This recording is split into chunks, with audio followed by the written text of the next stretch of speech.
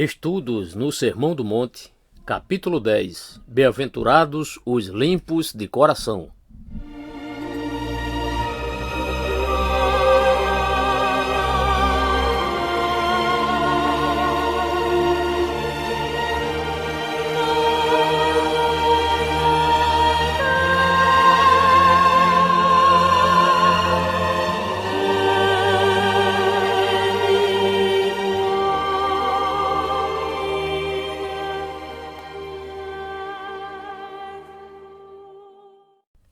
Temos chegado a uma declaração que, indubitavelmente, é uma das maiores declarações que podem ser encontradas em todas as páginas das Santas Escrituras.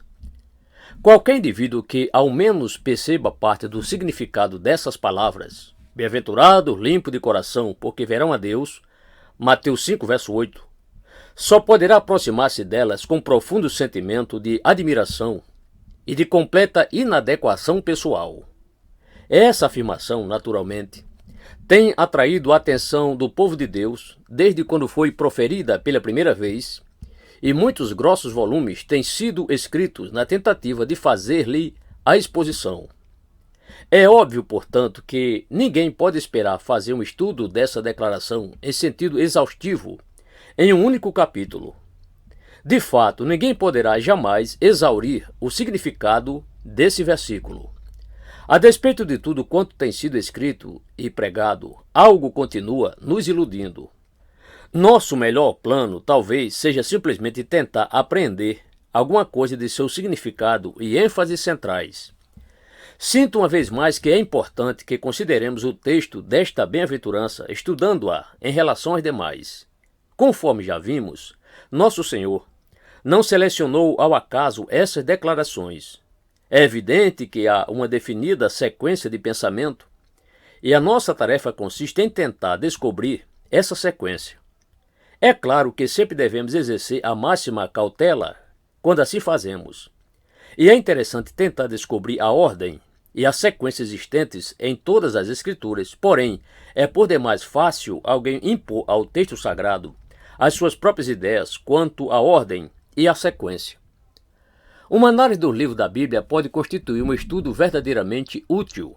Todavia, sempre haverá o perigo de que, ao impormos a nossa própria análise ao que a Bíblia diz, acabemos por distorcer a sua mensagem. Assim, ao procurarmos descobrir a ordem lógica das Escrituras, não nos devemos olvidar dessa advertência necessária. Sugiro que aquilo que digo em seguida é uma das maneiras possíveis de se entender essa sequência. A primeira pergunta que precisa ser respondida é esta: por que esta declaração foi posta neste lugar? Poderíamos pensar que ela bem poderia ter sido colocada no princípio da sequência, porquanto o povo de Deus sempre considerou que receber a visão de Deus é o sumo bem. Esse é o alvo final de todo empreendimento, ver a Deus. É o propósito mesmo da religião. Não obstante, aqui encontra-se essa ideia, não no começo e nem no fim, nem mesmo precisamente no meio da sequência. Por si só, isso deveria despertar em nossa mente a pergunta: por que essa bem-aventurança aparece justamente aqui? Uma possível análise que me parece atrativa é a que passo a fazer. Considero o 6º versículo como aquele que provê a explicação para esse fato. O 6º versículo ocupa exatamente a posição intermediária. As 3 primeiras bem-aventuranças conduzem a ela, e então seguem-se as demais bem-aventuranças. Se considerássemos o 6º versículo como uma espécie de linha divisória, penso que isso nos ajudaria a compreender por qual motivo esta declaração particular foi colocada precisamente onde se encontra. Ora, as 3 primeiras bem-aventuranças versavam sobre a nossa necessidade espiritual, sobre a nossa consciência dessa necessidade, humildade de espírito, choro lamentoso em face de nossa pecaminosidade, mansidão em resultado de uma real compreensão da natureza do próprio eu e seu grande egocentrismo, aquele horrendo defeito que nos tem arruinado a vida toda. Essas 3 primeiras bem-aventuranças enfatizam a vital importância da profunda consciência de nossa necessidade. Mas, em seguida, aparece a grande declaração sobre a satisfação dessa necessidade, a provisão divina para a mesma. Bem-aventurados que têm fome e sede de justiça, porque serão fartos. Tendo percebido a grande necessidade, então sentimos fome e sede, e após isso, Deus aproxima-se com a sua admirável resposta, mediante a qual ficamos satisfeitos, plenamente satisfeitos. Desse modo em diante, passamos a considerar o resultado dessa satisfação, o resultado de termos ficado satisfeitos. Tornamo-nos então misericordiosos, limpos de coração e pacificadores. E, finalmente, aparece o resultado final de tudo isso, ou seja, perseguidos por causa da justiça.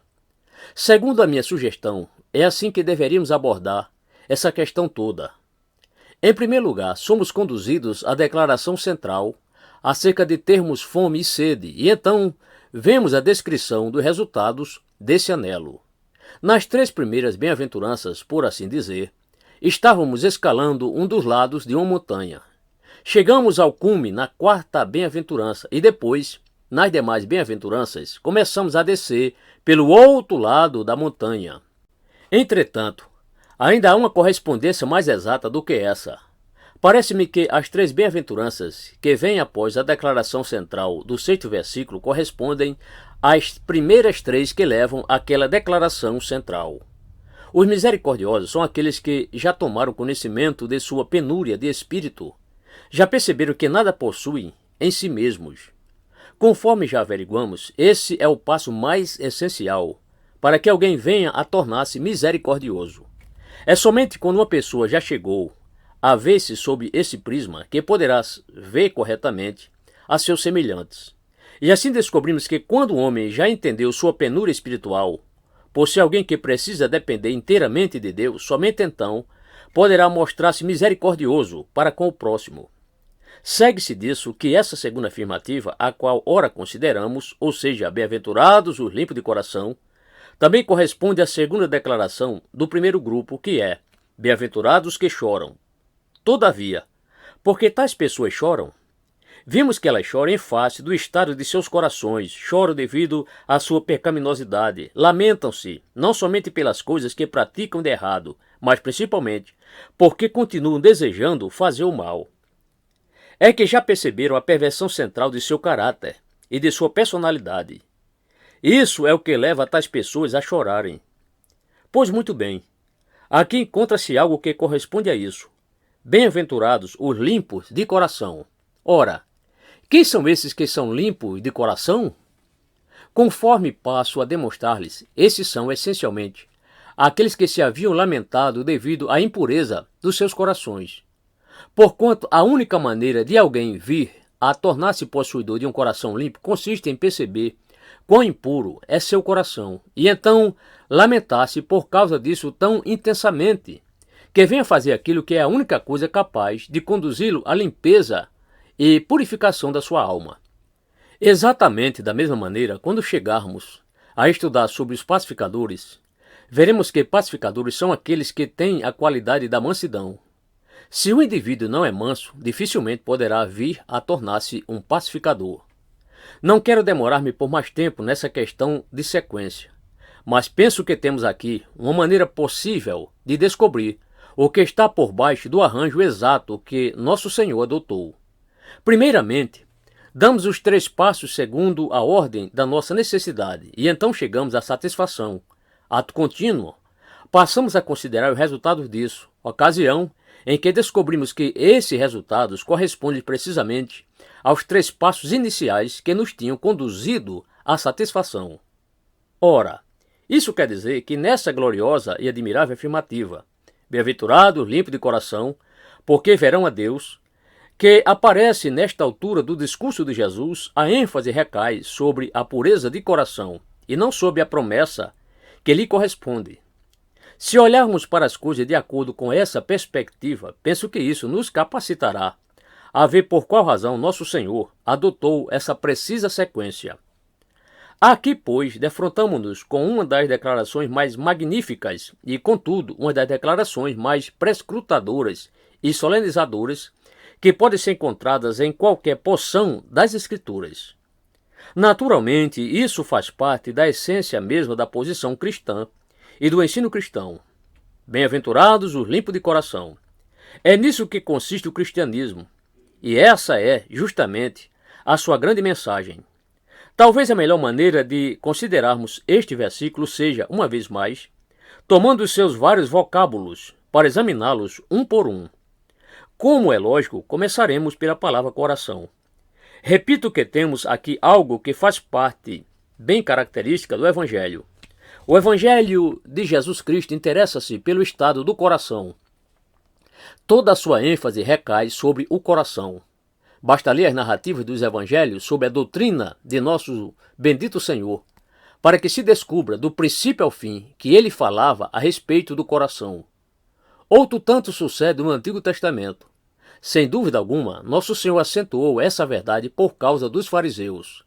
A grande acusação de Cristo contra eles é que eles estavam interessados no exterior, de copos e de vasos, mas ignoravam o interior. Quando vistos externamente, os fariseus pareciam sem defeito, mas o interior deles estava repleto de cobiça e de iniquidade. A preocupação primária deles eram as injunções religiosas externas. Contudo, olvidavam-se das questões mais graves da lei, a saber, o amor a Deus e o amor ao próximo. Isso posto, essa é uma vez mais a ênfase de nosso Senhor.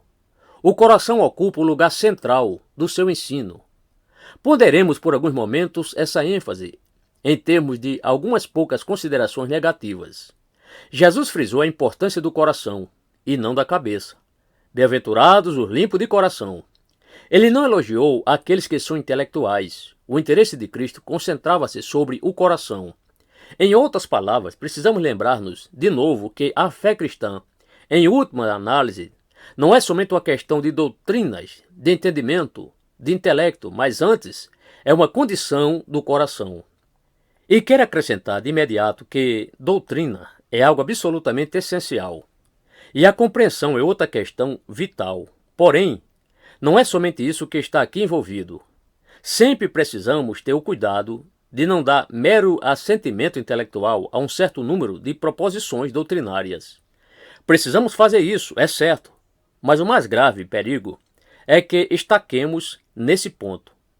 Quando as pessoas demonstram um mero interesse intelectual pelas aduzidas questões, na maioria das vezes isso se tem transformado em uma maldição para a igreja. Ora, tal fenômeno é aplicável não somente à doutrina e à teologia.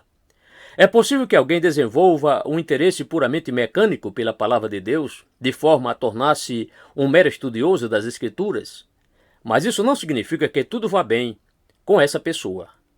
Aqueles que se interessam meramente pelo aspecto mecânico da exposição bíblica não se encontram em melhor posição do que os teólogos puramente acadêmicos.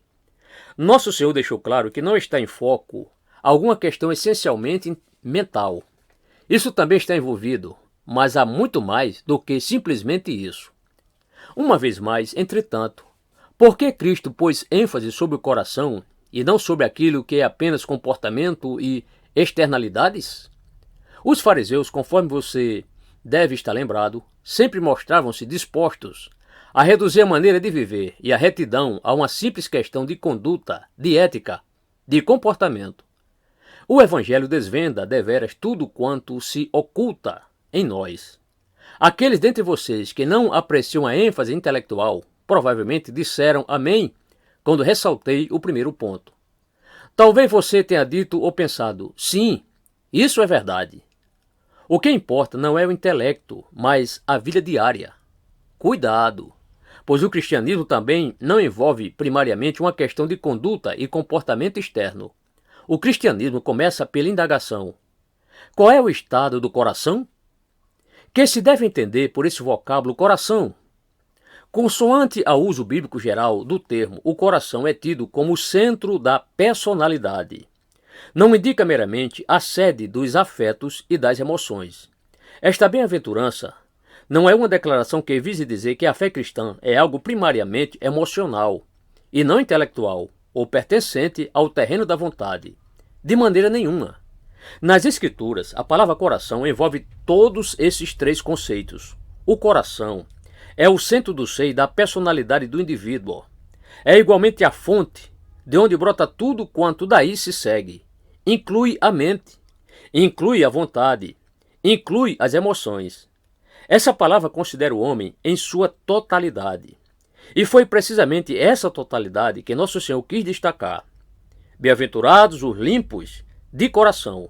Bem-aventurados são os puros, não meramente na superfície, mas no próprio âmago de seus seres, na fonte de onde manam todas as suas atividades. Essa verdade é tão profunda quanto isso. Ora, essa é a questão primordial. O Evangelho sempre enfatiza esse aspecto total. O Evangelho começa pelo coração. Então, em segundo lugar, é salientado que o coração sempre é o manancial de todas as nossas dificuldades. Você deve estar lembrado daquilo que o Senhor Jesus esclareceu. Porque do coração procedem maus desígnios, homicídios, adultérios, prostituição, furtos, falsos testemunhos, blasfêmias. Mateus 15, 19. A terrível e trágica falácia que tem sido propalada durante esses últimos 100 anos é a ideia que todas as dificuldades dos homens se devem ao seu meio ambiente, e que para mudar o homem tudo quanto se tem que fazer é modificar o seu meio ambiente. Isso constitui uma trágica mentira, pois tal ideia negligencia o fato que foi no paraíso que o homem caiu no pecado. O primeiro erro foi cometido em um meio ambiente perfeito, e por essa razão, recolocar o homem em um ambiente perfeito não soluciona os seus problemas. Não e não. Mas é de dentro do coração que procedem todas essas iniquidades. Consideremos qualquer problema na vida, qualquer coisa que produza a miséria. Descubramos a sua causa e sempre verificaremos que tudo provém do coração do homem, de uma maneira ou de outra, de algum desejo indigno de alguém, em algum indivíduo, em algum grupo ou em alguma nação. Todas as nossas dificuldades originam-se no coração humano, o qual, segundo somos informados por Jeremias, é enganoso mais do que todas as coisas e desesperadamente corrupto. Quem o conhecerá? Jeremias 17, 9. Em outras palavras, o Evangelho não somente revela-nos que todos esses problemas partem do coração, mas também que assim acontece porque o coração do ser humano, em resultado da queda, em resultado do pecado, conforme afiançam as Escrituras, é desesperadamente corrupto, enganoso e maligno. Vale dizer, as dificuldades de um homem encontram-se no próprio âmago do seu ser, em face do que o mero desenvolvimento dos seus poderes intelectuais não pode solucionar os seus problemas. Sempre nos deveríamos conscientizar que a mera educação não leva um homem a tornar-se bom. Um indivíduo pode ser altamente educado e, no entanto, ser uma pessoa desesperadamente iníqua. O problema está no âmago do ser, pelo que os meros esquemas de aprimoramento intelectual não nos podem endireitar. Esses esforços sozinhos nem são capazes de melhorar o nosso meio ambiente.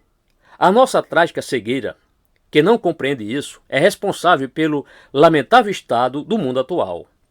A dificuldade acha-se no coração, e o coração é desesperadamente corrupto e enganador. Esse é o grande problema. Cumpre-nos agora examinar o segundo vocábulo. Disse nosso Senhor: bem-aventurados os limpos de coração.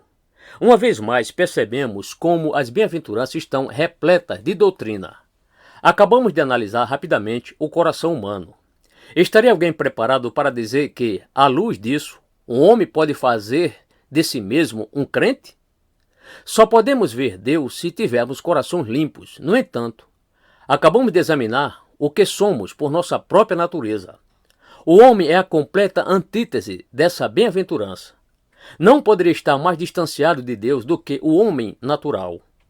O que o Evangelho se propõe a fazer é tirar-nos do horrível abismo em que nos achamos, elevando-nos até ao céu. O Evangelho é algo sobrenatural. Portanto, consideremos essa questão em termos de definição. Que quis dizer nosso Senhor com limpo de coração? Geralmente concorda-se que esse vocábulo, seja como for, tem dois sentidos principais. Um desses sentidos é que isso significa destituído de hipocrisia, ou, se alguém assim o preferir, significa singelo, Você deve estar lembrado que nosso Senhor, um pouco adiante, falou a respeito do olho mau, neste mesmo sermão do monte. Disse ele: se os teus olhos forem bons, todo o teu corpo será luminoso. Se, porém, os teus olhos forem maus, todo o teu corpo estará em trevas. Mateus 6, 22 a 23. Essa pureza, então, corresponde à singeleza de coração. Isso significa, conforme podemos dizer, que tudo está visível, nada está escondido. Poderíamos esclarecer que o olho bom, singelo, é o olho sem venda, diante do qual tudo é franco, nada é escondido. Também poderíamos descrever isso pela palavra sinceridade. Trata-se de uma devoção não dividida, singela.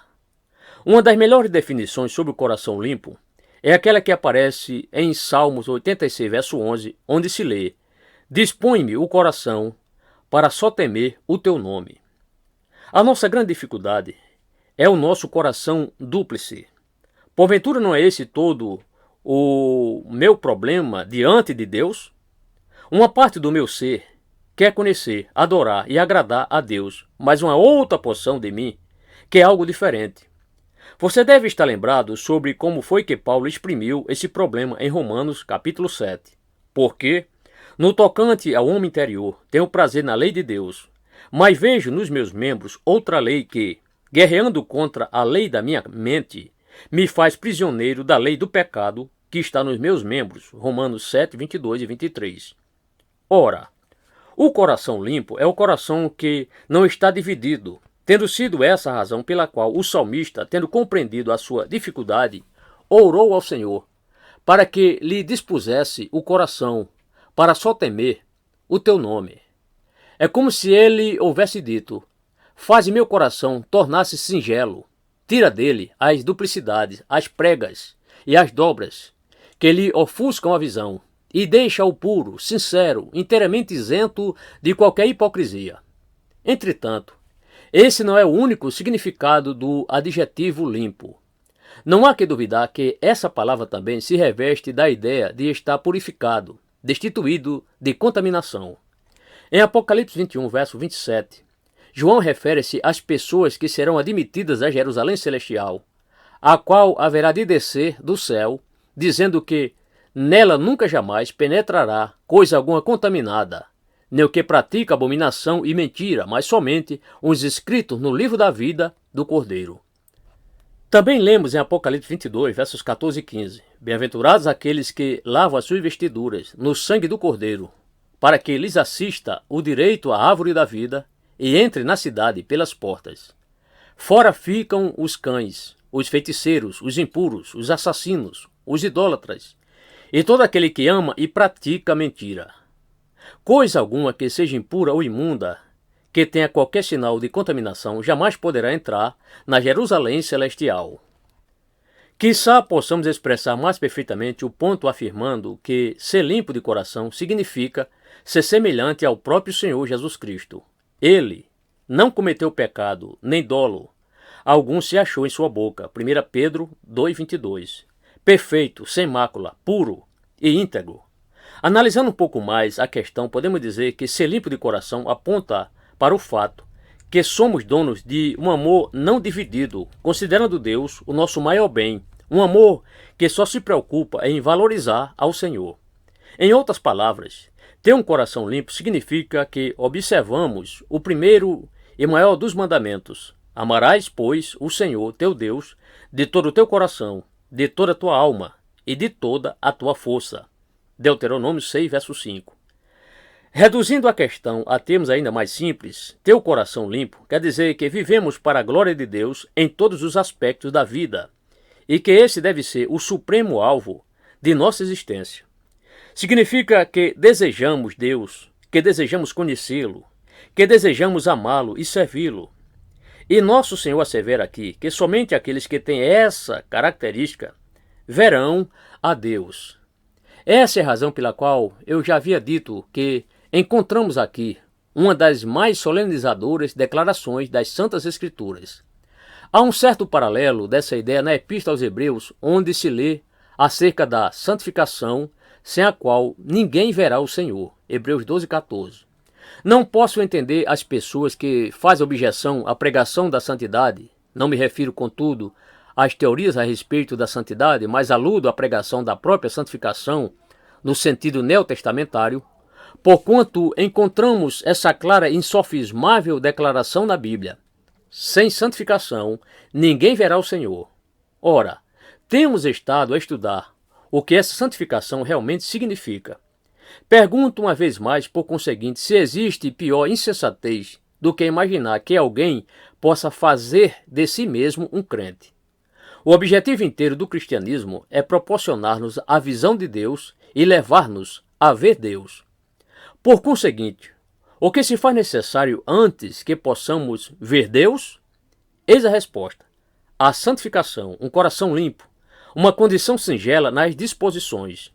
Não obstante, homens e mulheres costumam reduzir tudo isso à ínfima questão de decência, de moralidade ou de curiosidade intelectual pelas doutrinas da fé cristã. Na verdade, porém, está envolvida nisso a pessoa inteira, e nada menos que isso. Deus é luz e não há nele treva nenhuma. 1 João 1, verso 5. Na dimensão espiritual, ninguém pode misturar a luz com as trevas. Ninguém pode misturar o branco com o preto. Ninguém pode misturar Cristo com Belial. Não há qualquer conexão entre esses pares de conceitos. É óbvio, pois, que somente aqueles que se parecem com Cristo poderão ver a Deus e estar em sua presença. Eis a razão pela qual precisamos ser limpos de coração antes que possamos ver a Deus. O que se deve entender por receber a visão de Deus? O que se deve compreender acerca de veremos a Deus? Novamente, temos aqui um tema a respeito do qual muitíssimo se tem escrito ao longo da história da igreja cristã. Alguns dos grandes pais da igreja, em um bom número dos primeiros mestres cristãos, sentiram-se tremendamente atraídos pelo assunto, dedicando intensa atenção ao problema. Significaria isso que, no estado glorificado, veremos Deus a olhos nus, ou não? Esse era o grande problema por eles enfrentado. Seria essa uma visão objetiva ou seria uma visão puramente espiritual? Ora, ao que me parece, essa é uma indagação que não pode ser finalmente respondida. Tão somente posso expor-lhes evidências. Há assertiva nas Escrituras que parece indicar, ora uma coisa, ora outra. Mas, seja como for, podemos dizer este tanto. Você deve estar lembrado daquilo que Moisés experimentou. De certa feita, Deus levou-o a sós, colocou-o na fenda de uma rocha e lhe disse que lhe outorgaria uma visão de si mesmo. Não obstante, o Senhor ajuntou que Moisés só poderia vê-lo pelas costas, certamente sugerindo que ver frontalmente a Deus é algo impossível. As teofanias do Antigo Testamento, a saber, aquelas ocasiões em que o anjo da aliança apareceu sob a forma humana, certamente sugerem que a visão literal, física, é algo simplesmente impossível. Além disso, recordemos-nos da declaração feita por nosso Senhor mesmo.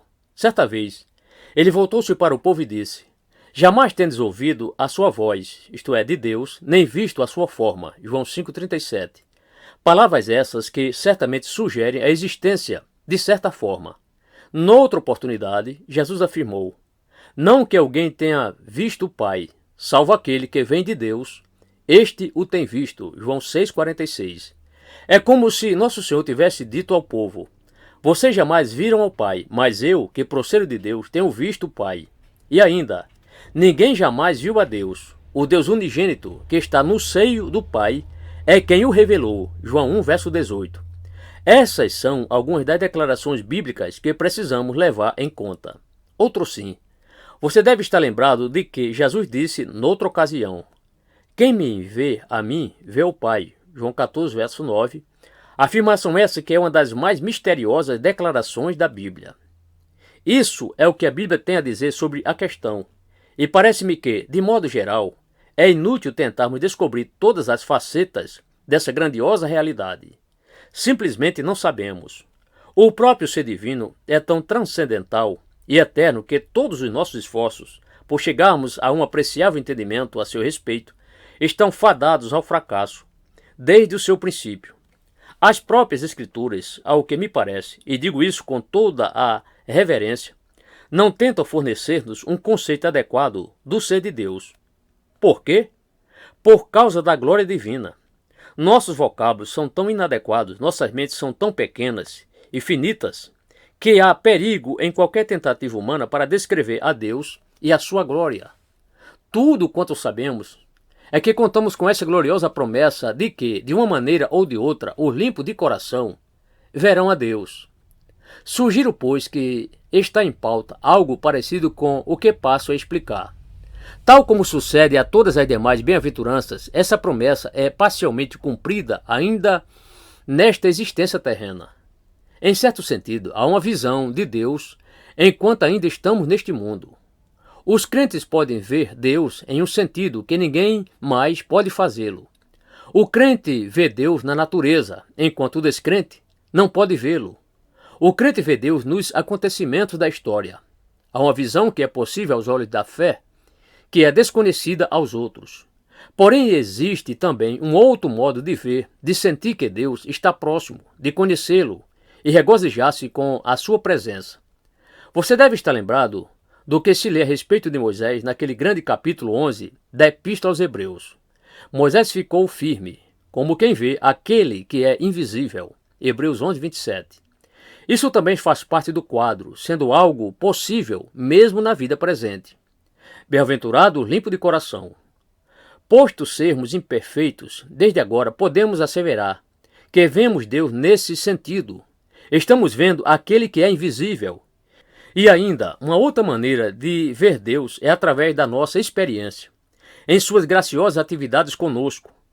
Não é verdade que dizemos que podemos ver a mão do Senhor nisso ou naquilo? Isso também faz parte da visão de Deus. Naturalmente, porém, isso quase nada significa em comparação com aquilo que haveremos de experimentar no porvir, porque agora vemos como um espelho, obscuramente. 1 Coríntios 13, verso 12. Por enquanto, vemos de uma maneira como nunca víramos antes, mas tudo ainda é para nós um profundo enigma. Todavia, chegará o tempo em que veremos essas realidades face a face. E João acrescenta: amados, agora somos filhos de Deus, e ainda não se manifestou o que haveremos de ser. Sabemos que, quando ele se manifestar, seremos semelhantes a ele, porque haveremos de vê-lo como ele é. 1 João 3, verso 2. Não há que duvidar que essa é a mais maravilhosa declaração que já foi feita aos homens, isto é, que você e eu, premidos como vivemos por todos os problemas e tribulações deste mundo moderno, haveremos de ver a Deus face a face. Se ao menos pudéssemos apreender essa verdade, isso revolucionaria as nossas vidas. Você e eu estamos destinados a ter audiência na sala do trono do próprio Deus. Você e eu estamos sendo preparados para chegar à presença mesma do Rei dos Reis. Você acredita nisso? Sabe que isso está acontecendo em sua vida?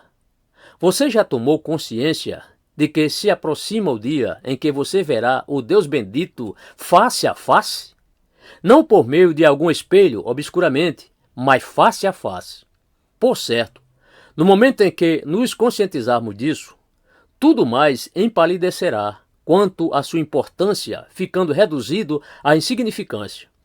Você e eu desfrutaremos da presença de Deus e passaremos a eternidade diante de sua glória imorredora. Basta-nos ler o livro do Apocalipse e dar ouvidos aos remidos do Senhor, enquanto eles o louvam e lhe tributam glória. Essa bênção é inconcebivelmente elevada, ultrapassando todo o alcance da nossa imaginação. Ora, esse é o nosso destino. Os limpos de coração verão a Deus. Nada menos do que isso. Quão tolos somos quando furtamos de nós mesmos essas glórias, as quais são descortinadas diante de nosso olhar admirado.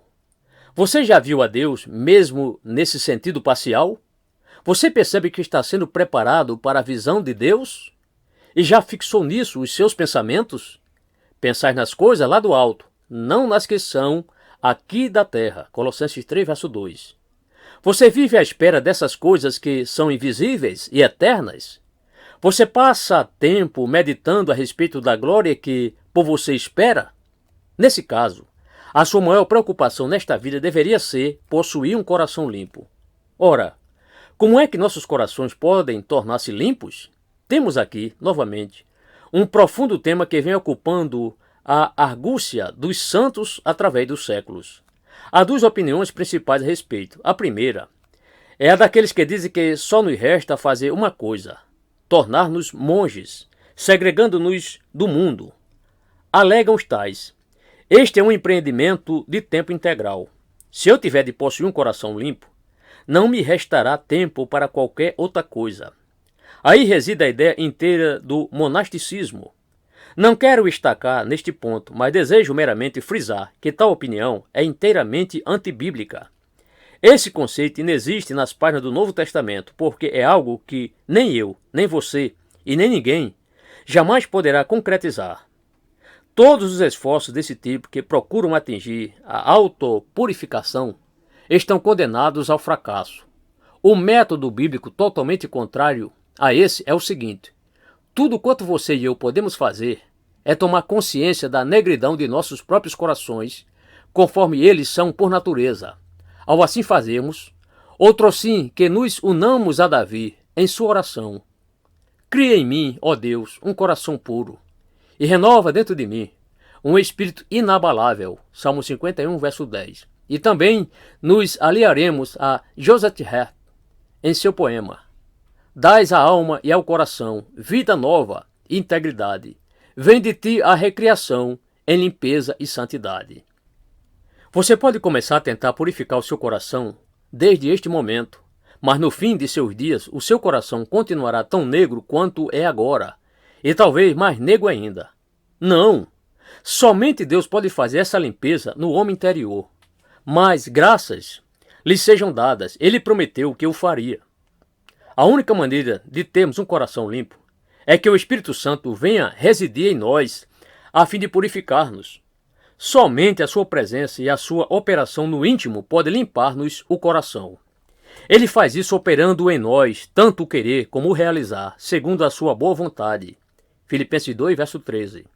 A confiança de Paulo era que aquele que começou boa obra em vós há de completá-la até ao dia de Cristo Jesus. Filipenses 1, verso 6. Essa é, por semelhante modo, a minha única esperança. Estou nas mãos do Senhor e o processo de meu aperfeiçoamento está em andamento. Deus está tratando comigo e meu coração está sendo purificado. Deus resolveu realizar esse feito e por isso mesmo tenho a certeza de que chegará o dia em que serei uma pessoa sem falha nenhuma, inculpável, sem mancha e sem ruga, sem qualquer tipo de contaminação. Terei permissão de entrar na cidade santa pelas suas portas, ao passo que tudo quanto é imundo ficará do lado de fora. E isso exclusivamente pelo fato de que Deus é quem está realizando tal coisa. Isso não quer dizer, entretanto, que nesse íntere eu devo permanecer na passividade quanto a toda essa questão. Acredito que a obra é de Deus, mas também creio naquilo que Tiago ensinou: chegai-vos a Deus e ele se chegará a vós outros. Tiago 4, verso 8. Quero que Deus se achegue a mim, pois do contrário meu coração permanecerá negro de pecado. Mas como é que Deus pode aproximar-se de mim? Tiago insiste: chegai-vos a Deus e ele se chegará a vós outros. E logo em seguida: purificai as mãos, pecadores, e vós que sois de ânimo dobre, limpai o coração. O fato que eu sei que, em última análise, não posso limpar meu próprio coração em nenhum sentido, não significa que eu tenha o direito de arrastar-me pelas sarjetas da vida esperando que Deus me purifique. Antes, cumpre-me fazer tudo quanto estiver ao meu alcance e ainda assim entender que isso não basta, pois só o Senhor pode realizar tal feito em última análise. Ou escutemos novamente aquilo que Paulo disse: porque Deus é quem efetua em vós tanto o querer como o realizar, segundo a sua boa vontade. Não obstante isso, adiciona o apóstolo: fazei, pois, morrer a vossa natureza terrena. Colossenses 3, verso 5. Sufoque, portanto, as suas más tendências. Liberte-se delas, desvencilhe-se de tudo quanto possa interpor-se entre você e o alvo que você está mirando. É preciso fazer morrer cada uma dessas inclinações. E diz Paulo novamente na Epístola aos Romanos: se pelo Espírito mortificardes os feitos do corpo, certamente vivereis. Romanos 8, verso 13. Tudo quanto tenho procurado transmitir neste capítulo pode ser sumariado como segue. Você haverá de ver a Deus. Você não concorda que essa é a coisa mais fenomenal, mais momentosa e mais tremenda que jamais lhe poderia ser dita? O seu supremo objetivo, o seu desejo e a sua grande ambição é ver a Deus? Se assim lhe acontece, e se você crê no Evangelho, então você também deve concordar com João, o qual diz: e a si mesmo se purifica todo o que nele tem esta esperança, assim como ele é puro. 1 João 3, verso 3. O tempo urge. Você e eu não dispomos de muito tempo para nos prepararmos devidamente. Já se aproxima a data da grande recepção. Em certo sentido cerimonial, já foi todo detalhado. Você e eu estamos tão somente esperando pela audiência com o grande rei. Você está na expectação dessas maravilhas? Está se preparando para elas? Você não se sente acanhado neste momento pelo fato que tem desperdiçado tanto do seu tempo em coisas que não somente de nada lhe servirão naquela gloriosa ocasião, mas acerca das quais você se sentirá profundamente envergonhado? Você e eu, criaturas sujeitas ao desgaste do tempo, haveremos de ver Deus e então nos aqueceremos sob o pálio de sua eterna glória para todo sempre. A nossa única e grande confiança é que Ele está operando em nós. É que Ele nos está preparando para todas essas maravilhas. Contudo, compete-nos trabalhar e purificar-nos, assim como Ele é puro.